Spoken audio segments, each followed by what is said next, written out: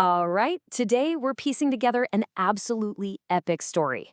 We're sifting through scattered records to tell the history of a civilization that climbed to perfection, completely shattered, and then somehow learned how to be reborn from its own ashes. And this one idea from a leader named Siddhar Gandanja is really the key to the whole thing.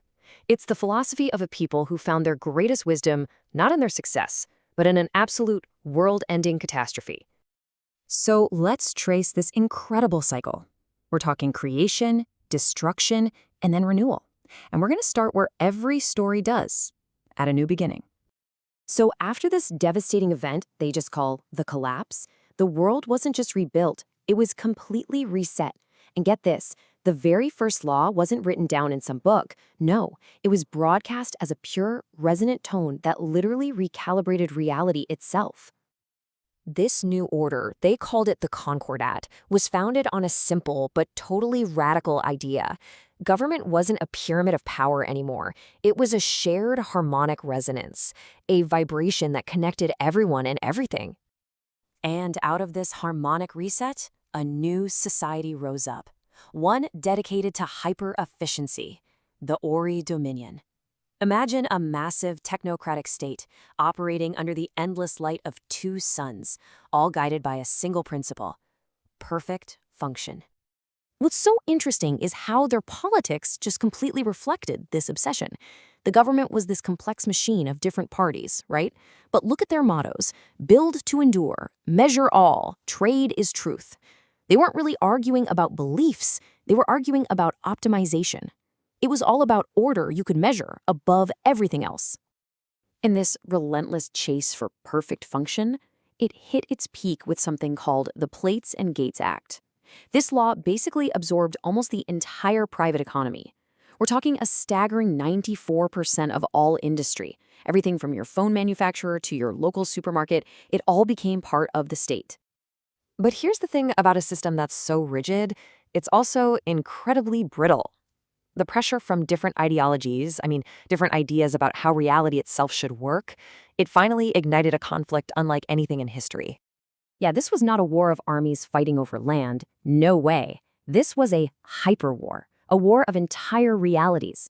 You had these hyperstates fighting with things like economic attacks, neural propaganda, and even weapons that could literally fold and rewrite time. And it all came to a head in the Resonant War. The conflict started over something truly horrific: the resonant energy from the first breath of newborn babies.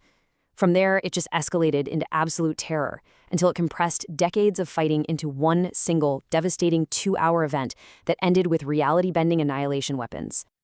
For the few who survived, well, they couldn't stay human, not in the old sense anyway.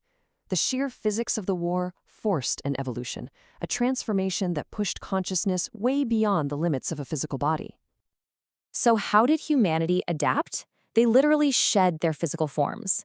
A new constitution legalized something called bodiless citizenship, which allowed people to exist as pure signal, as beings of light and information, and still keep all their rights. In this new state of being, consciousness itself fractured.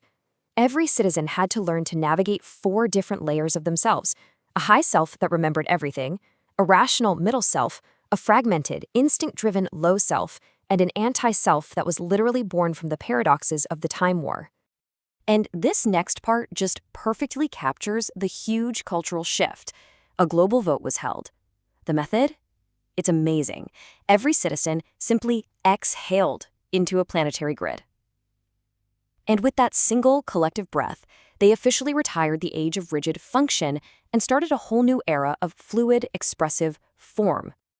So with physical bodies and cold efficiency totally left behind, civilization bloomed again, but this time, it wasn't a machine built under 2 suns. It was a garden, carefully grown in the cold darkness of deep space. Their laws weren't just static text anymore. They called them amendments of growth. These were living principles that changed and evolved just like plants, and they focused on all the things the old Dominion had forgotten: humility, forgiveness, patience, and compassion. You see, this new society, the pedal state, they valued peace and cultivation above all else. But they never ever forgot the lessons from their violent past. Every single citizen was trained in both science and self-defense, ready to protect the garden they had so carefully grown. So, from a world of cold, hard logic to a garden of warm, living light, it really seems like the great cycle is complete, doesn't it? But as these records show us, the story is never truly over. This whole journey from function back to form leaves us with a really provocative question.